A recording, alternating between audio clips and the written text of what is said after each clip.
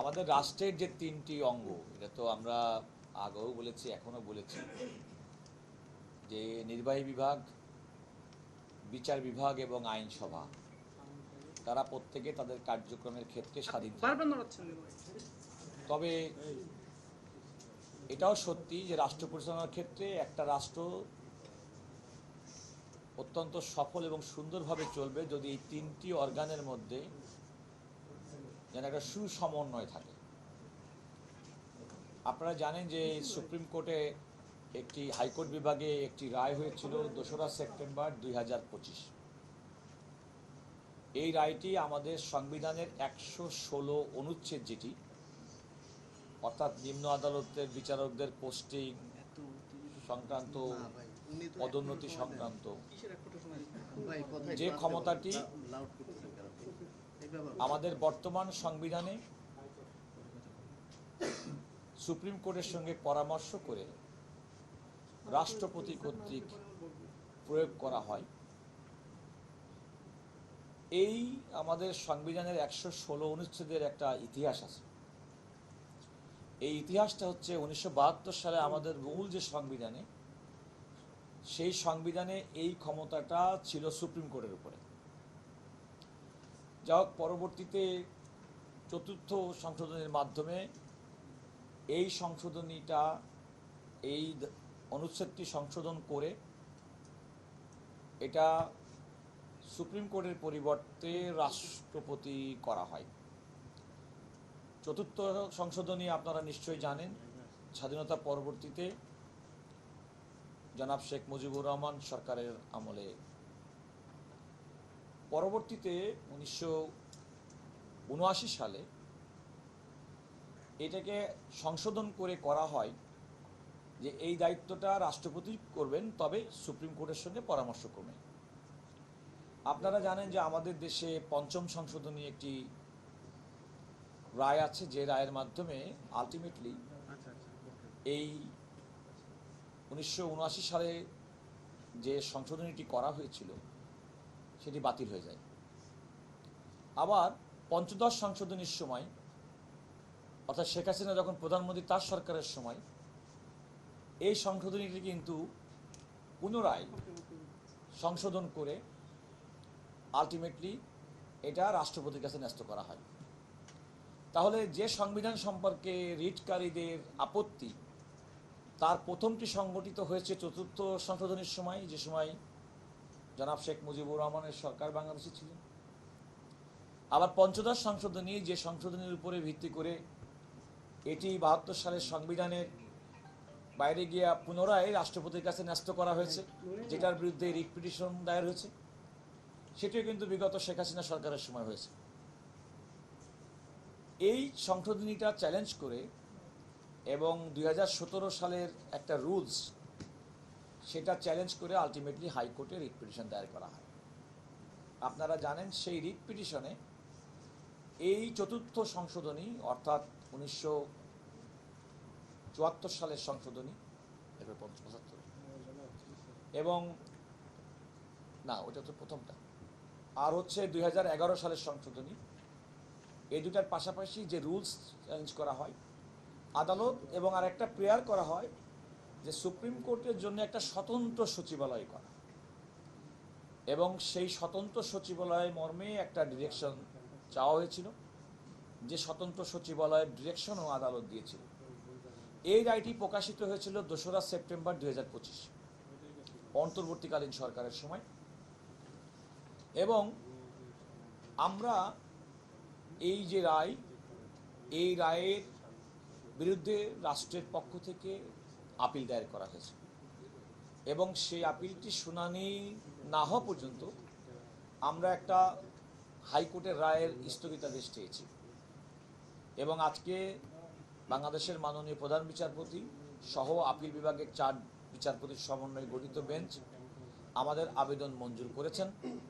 অর্থাৎ হাইকোর্ট যে রায় দিয়েছিল, যে রায়ের পরিপ্রেক্ষিতে সংবিধানের 116 অনুচ্ছেদের সংশোধনী বাতিল ঘোষণা করা হয়েছিল এবং একটি স্বতন্ত্র সচিবালয় প্রতিষ্ঠার যে নির্দেশনা দেওয়া হয়েছিল, সেটি স্থগিত থাকবে। সময়ের সাথে সাথে দেখা দেয় নিত্য নতুন প্রয়োজন। রেডি থাকতে হয় প্রতি মুহূর্ত। তাই এলো ইনোভার, যেন আপনি লাইফে থাকেন রেডি প্রতিদিন। ইনোভার, ডিজাইনড ফর নাও। আর 2017 সালে যে বিধি মোতাবেক ইতিপূর্বে পরিচালিত হচ্ছিল বিচারকদের ব্যাপারে, সেটি দ্বারা পরিচালিত হবে এই আদেশের ফলে। আদালত এই অন্তর্বর্তীকালীন স্থগিতাদেশ দেওয়ার পরেও আগামী জুন মাসের 16 তারিখে এই আপিলটি চূড়ান্ত শুনানির জন্যে আপিল বিভাগের 1 নম্বর তালিকা হিসেবে থাকবেন বলে ঘোষণা করেছেন। আর আমাদের আপিল নিষ্পত্তি করার ক্ষেত্রে কতগুলো প্রাসঙ্গিক আনুষঙ্গিক বিষয় আছে যেগুলো আমাদের করতে হয়। আমরা বলি কনসাইজ স্টেটমেন্ট দেওয়া। এটা হচ্ছে আপিলের পক্ষে আমরা প্রথমে দেব, বিবাদী পক্ষে যারা আছে তারা দিবেন, তার মধ্যে দিয়ে এটা শুনানির জন্য প্রস্তুত হবে। এটা হচ্ছে মূল জিনিস। এই কাজটি করেছে। এটা আমি আদালতকে স্থগিতাদেশের প্রয়োজনীয়তাটা কেন পড়েছি সেটা আমি বললাম। আমি আদালতকে বলেছি যে এই রায়টি যদি স্থগিত না করা হয় তাহলে আমাদের বিচার প্রশাসনে এক ধরনের স্থবিরতা কাজ করছে। কারণ যে অধ্যাদেশের মাধ্যমে সুপ্রিম কোর্টের জন্য স্বতন্ত্র সচিবালয় করা হয়েছিল সেটি পার্লামেন্ট কর্তৃক গৃহীত হয়নি, বরং এটা আরও অধিকতর যাচাই বাছাইয়ের জন্য এটা এই অধ্যাদেশ এবং তার সংশোধনীটি পার্লামেন্টে পাশ করা হয়নি। এবং আমি রাষ্ট্রের পক্ষে সরকারের যে বক্তব্য, অর্থাৎ পার্লামেন্টের যে অ্যামেন্ডমেন্ট আনা হয়েছে সেই অ্যামেন্ডমেন্টে যেটা উল্লেখ করা আছে অধিকতর যাচাই বাছাই করার জন্য, সেটা করার জন্য এটাই সরকারের অবস্থান হিসেবে আমি ব্যাখ্যা করেছি এবং আমি বলেছি।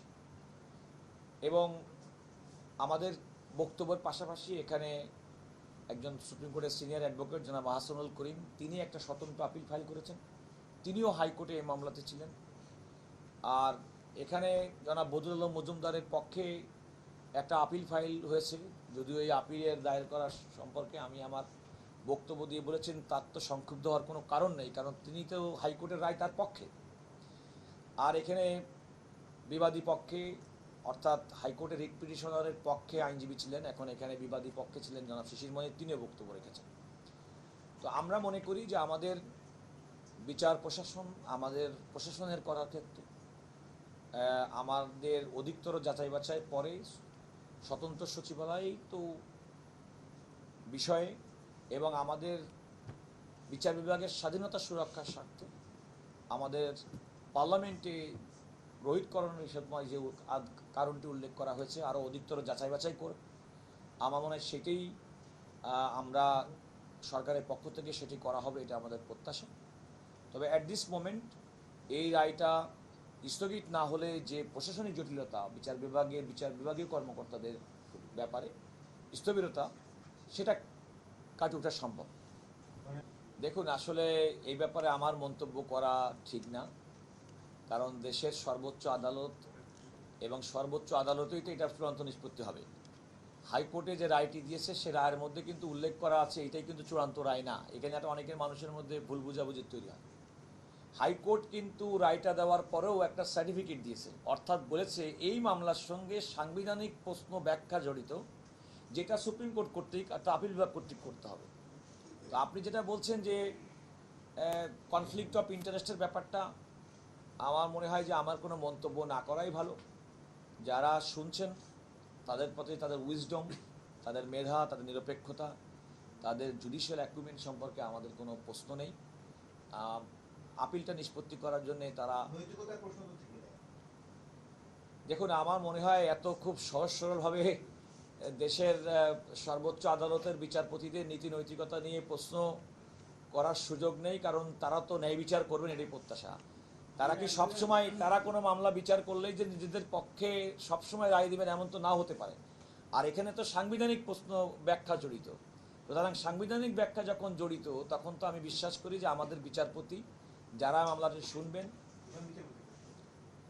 আমি বললাম যে মাননীয় প্রধান বিচারপতি সহ সমস্ত বিচারপতিদের উইজডম এবং তাদের মেধা এবং তাদের সততা, তাদের দক্ষতা, এই বিষয়ে আমাদের কোনো সন্দেহ এবং আমাদের বিন্দুমাত্র কোনো আশঙ্কা নেই। না, এটা তো আসলে মেরিটে আমরা শুনানি করিনি। আপনার প্রশ্নটা হলে একটা হতে পারে, দেখেন আমি আগেই বলেছি যে পার্লামেন্ট যখন কাজ করে পার্লামেন্টটা স্বতন্ত্রভাবে কাজ করে। পার্লামেন্টে ধরুন অধ্যাদেশ যখন জারি হয়, অন্তর্বর্তীকালীন সময়কালের সমস্ত অধ্যাদেশ আপনারা জানেন 133টা অধ্যাদেশ, এটা কিন্তু সংবিধানেই বলা আছে যে প্রথম অধিবেশন উত্থাপন করতে হবে, 30 দিনের মধ্যে নিষ্পত্তি করতে হবে, ইয়েস অর নো করতে হবে। তো সেটা সংবিধান অনুযায়ী পার্লামেন্ট এই কাজটি করেছে। পার্লামেন্ট সংবিধান অনুযায়ী এই অর্ডিন্যান্সটা, 2টা অর্ডিন্যান্স বাতিল করেছে। আরেকটা যেটা হচ্ছে, হাইকোর্ট যখন রায় দেয়, কোনো বিচার বিশ্লেষণ করে, তখন কিন্তু আইন এবং সাংবিধানিক কাঠামোর মধ্যে পড়ে থাকে। আমাদের এই সংবিধানে, আমি উদাহরণ হিসেবে আজকে কোর্টে উল্লেখ করেছি যে আমাদের আরও সচিবালয় আছে। যেমন আমাদের বাংলাদেশ সচিবালয় সবচেয়ে বড় সচিবালয়, এটি কিন্তু সংবিধানের আইন দ্বারা প্রতিষ্ঠিত। নির্বাচন কমিশন সচিবালয় একটা স্বতন্ত্র আইন দ্বারা প্রতিষ্ঠিত। আমাদের সংবিধানে 79 অনুচ্ছেদে সংসদ সচিবালয় স্বতন্ত্র সচিবালয় থাকবে, ওদেরকে স্বতন্ত্র এর মধ্যে উল্লেখ করা আছে। আমাদের সংবিধানের মধ্যে সুপ্রিম কোর্টের স্বতন্ত্র সচিবালয়ের কোনো কথা উল্লেখ নাই, কারণ এই সচিবালয়গুলো গঠিত হয়েছে হয় সংবিধানের বিধান অনুযায়ী অথবা আইনের বিধান অনুযায়ী। আমার সাবমিশনটা ছিল যে আদালত তার রায় প্রকাশের ক্ষেত্রে কতটুকু পর্যন্ত যেতে পারেন, যেটা সংবিধানে নেই সেটাও অ্যাড করতে পারেন কিনা, সেটা সেই প্রসঙ্গে আমরা বলেছি। না, আমি তা বলি না, এটা আপনি প্লিজ আমাকে মিসকোট করেন না, আমি এটা বলি নাই। আমি হয়তো আপনাদের বোঝার ভুল হতে পারে। সেটা হচ্ছে যে আমি যেহেতু ইংরেজিতে আর্গুমেন্ট করছিলাম, অনেকে হয়তো পিছন থেকে আমাকে ঠিকমতো শুনতে পারেননি। আমি বলছি চেকস অ্যান্ড ব্যালেন্স, রাষ্ট্রের যে 3টে অর্গান, নির্বাহী বিভাগ, পার্লামেন্ট এবং জুডিশিয়ারি, তাদের মধ্যে একটা চেকস অ্যান্ড ব্যালেন্স যদি না থাকে, তাহলে আধুনিক কোনো মডার্ন রাষ্ট্র তারা প্রপারলি ফাংশন করতে পারবে না। এই যে বিষয়টা, আমি আদালতকে সেটাই বলেছি যে আমাদের প্রত্যেকের জন্য তার অবস্থান থেকে তার পেরিফেরির মধ্যে কাজ করতে পারে, কোনো কারণে যেন এনক্রসমেন্ট না হয়, এবং এই চেকস অ্যান্ড ব্যালেন্সটা কার্যক্রমের ক্ষেত্রে যেন থাকে, সেটা আমি বলেছি। না দেখুন, আমি এই মুহূর্তে কোনো মন্তব্য করব না। পুরা বিষয়টাই এখন সুপ্রিম কোর্টের আপিল বিভাগে বিচারাধীন।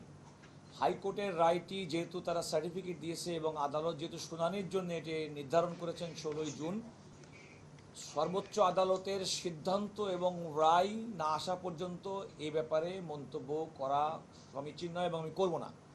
দ্বিতীয়ত, আপনি যেটা বললেন, রাজনৈতিক নেতা যিনি বক্তব্য দিয়েছেন তিনিও কিন্তু বাংলাদেশের সংবিধান আইন সম্পর্কে একজন বোদ্ধা ব্যক্তি। তার অবস্থান থেকে, রাজনৈতিক অবস্থান থেকে, তার আইনি অবস্থান থেকে তিনি বলেছেন। এ ব্যাপারে আমার পক্ষ থেকে মন্তব্য করা সমীচীন না, আমি বিষয়ে মন্তব্য করব না। তবে আমরা যেটা মনে করি যে আমাদের সবাইকে দায়িত্বশীল হতে হবে। দেশটা আমাদের, রাষ্ট্রটা আমাদের সবার। সুতরাং কেউ যেন কোনো কারণে কোনো কাজ করার ক্ষেত্রে, যে কোনো ক্ষেত্রেই, সে রায় হোক, কোনো আদেশ হোক, আমাদের কার্যক্রম হোক, আমাদের প্রশাসনিক আইনগত কার্যক্রমের ক্ষেত্রে আমরা সবাই যার যার অবস্থান থেকে সেলফ রেস্ট্রেন্ট মেনটেন করব। না, এটা না, বর্তমান এটা হচ্ছে নির্ভর করে রাষ্ট্র ক্ষমতায় অধিষ্ঠিত সরকার তারা কিভাবে জুডিশিয়ারিকে দেখে। আমি এই অফিসে এবং এই সরকারের 3 মাসের বেশি সময়ের মধ্যে একটি উদাহরণও আমি দেখি নাই যেখানে সরকারের পক্ষ থেকে জুডিশিয়ারি, এই আরেকটা কথা খেয়াল করে দেখেন, ব্লেটেন্টলি কিন্তু আপনারা যারা রিপোর্ট করবেন, প্লিজ গেট ইট কারেক্টেড, এটা কিন্তু নিম্ন আদালতের বিচারকদের সম্পর্কিত। আমাদের উচ্চ আদালত, সুপ্রিম কোর্ট, হাইকোর্টের বিচারকদের সাথে, এটা অনেক সময় খুব বিচার বিভাগ সাধারণভাবে বলে, এটা না, কিন্তু ইস্যুটা কিন্তু সম্পূর্ণভাবে আমাদের অধস্থ আদালতের বিচারকদের সংক্রান্ত। প্লিজ আপনারা এটা, এবং আইনের মধ্যে সংবিধানে বলা আছে তারা কিন্তু এই কাজের ক্ষেত্রে স্বাধীন থাকবে। একটা সরকার, গণতান্ত্রিক সরকার, তারা তাদের গণতান্ত্রিক চর্চায় রাষ্ট্র পরিচালনার ক্ষেত্রে কোনো আইনের অপব্যবহার করবে, এটা তো কারো প্রত্যাশিত না। এখনো পর্যন্ত এই সরকারের পক্ষ থেকে দেখছেন হবে, হ্যাঁ, বাংলাদেশে এমন উদাহরণ আছে নিম্ন আদালতের বিচারকদেরকে মোমবাতি জ্বালিয়ে রাতের বেলা সাক্ষীদেরকে ডেকে এনে নির্বাচনের আগে বিরোধী দল, তৎকালীন বিএনপি এবং বিরোধী দলের নেতৃবৃন্দকে, বিশেষ করে বিএনপির নেতৃবৃন্দকে মোমবাতি জ্বালিয়ে রাতের আধারে সাজা দিয়ে নির্বাচনে অযোগ্য ঘোষণা করার একটা প্রতিযোগিতা বিচারকদের মধ্যে ছিল, যেটা এখন বর্তমান নেই বলে আমি মনে করি যে এটা রাষ্ট্র ব্যবস্থাটা দায়িত্ব পালন করে তাদের সদিচ্ছা উপর নির্ভর করে। এবং আমি মনে করি যে আমি তো বর্তমান সরকারের কোনো সদিচ্ছার অভাব দেখছি না, যারা বিচার বিভাগের স্বাধীনতা সুনিশ্চিত করবেন এমন কোনো কিছু দেখি না।